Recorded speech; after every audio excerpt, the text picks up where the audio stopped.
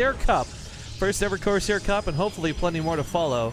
Spawning here in the bottom left side of the map. He's blue, he's Protoss. It's gonna be TCM's MyuNgSiK. In the top left, as the Red Terran, he's aLive. So we talked before about matchups with a bit of favoritism, and this is one of them. Protoss, Adepts. Lots of very strong things favoring this race in the matchup, and a good example of this was once again yesterday's Shaw match. I know you didn't get to see it, unfortunately, but Bunny versus Mana.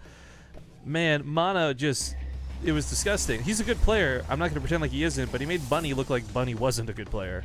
And if it was a best of 5, it would have been a 3-0, but because it was a best of 7, it went 3-2, and we got to see a little bit of comeback potential out of Bunny, but even in the games Bunny won, they were rough, and it was a struggle. So aLive versus MyuNgSiK, two fantastic players. I think it's going to be a pretty different matchup, though, because aLive plays distinctly different from Bunny, and MyuNgSiK doesn't play Protoss. MyuNgSiK plays Phoenix.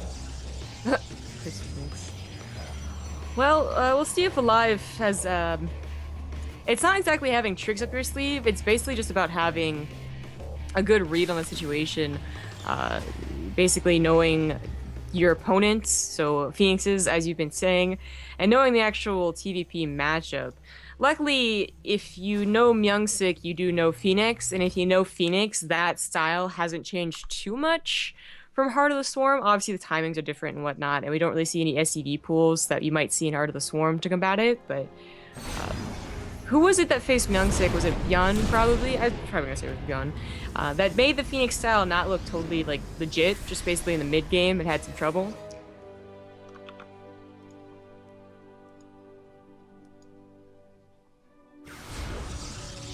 Oh no. 4GG left Millennium. Well, he's leaving Europe, so... It makes sense. I wonder if he's retiring. Well, that's the thing, too. I know he was making all these morose tweets, because he has/had a girlfriend in Europe. Big part of why he was staying there for so long. So I'm wondering, like, is he forced back because of military, or what? Because that's what we're seeing out of a lot of Koreans right now. Yeah, the military thing is that you can push it off for quite a while. I don't think he's that old, but he is one of the older ones. He used to play Brood War, of course. Brood what? He was okay at it. Brood War? Brood what? It's not an appropriate name to call it. Oh, wait, never mind. Oh,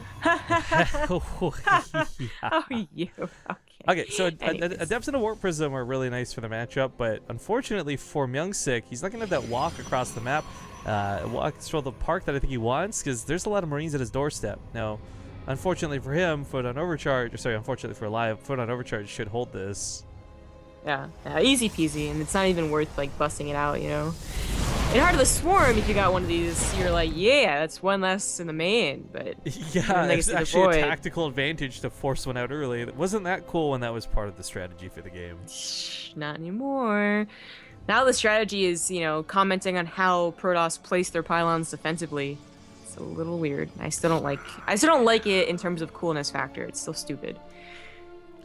Well, thank you, DK Boris, for that resub. Dr. K. Boris. Excuse you. Excuse me. Excuse you. Jesus. Dork Boris.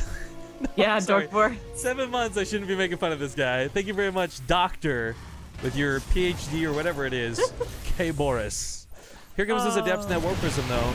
Now, this is worth noting, guys, not resonating glaives. This is actually not that scary of an attack. It is manageable, especially with a bunker now. Yeah, but the follow-up to this is what really gets scary. You know, the Warp Prism really just, it's supposed to stay alive. It's not supposed to all-in, warp in as much as possible right now. It's supposed to stay alive, just bother the macro of the Terran player, and then, of course, be that reinforcement point for this big push that MyuNgSiK is setting up for. And this is a very scary push. The Immortals, of course, will be used to bust out any bunkers, or if there are any Marauders, maybe they can focus fire them. And the Force Fields are meant to keep the SCVs off the bunker, and the Adepts are meant to, well, kill everything else, basically.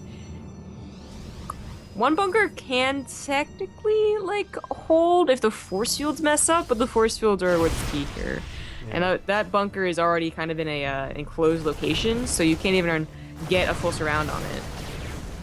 Well, despite his really good production early on. Oh no, he could actually just, yeah, big warp into the main with that force field going down. Live's got some good DPS here on the ground, but you know what? MyuNgSiK could actually just pick everything up and go to the main if he wanted to, and that's exactly what he's going to do with these Immortals. Yeah. Get those sentries up there, throw down some force fields. It really sucks that +1 looks like it won't finish. The Immortals are, seconds away from tearing that down. Oh, maybe not. Oh my god, it does finish. Wow.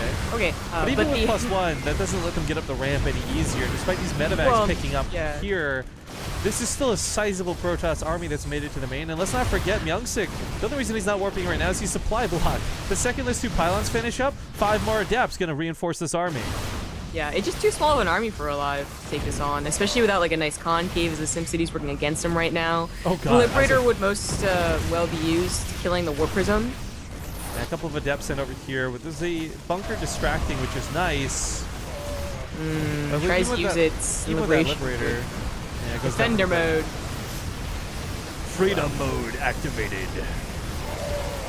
Too many Adepts. Huge warping goes down. And aLive just did not expect this build. Could have had more bunkers. Even with more bunkers, though, Lair like Crest is going to be a hard one to hold. I do suspect he did have an idea that build was coming, though. I mean, a big part of this game was him building production early on, like emphasis on putting the barracks down sooner, faster. I mean, maybe he didn't know that it was going to be the Warp Prism and the big all-in, but he knew there was going to be aggression.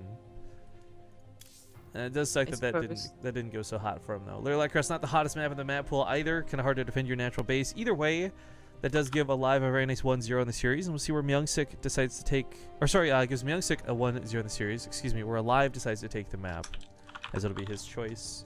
Now, I do want to stress a couple of things here, guys.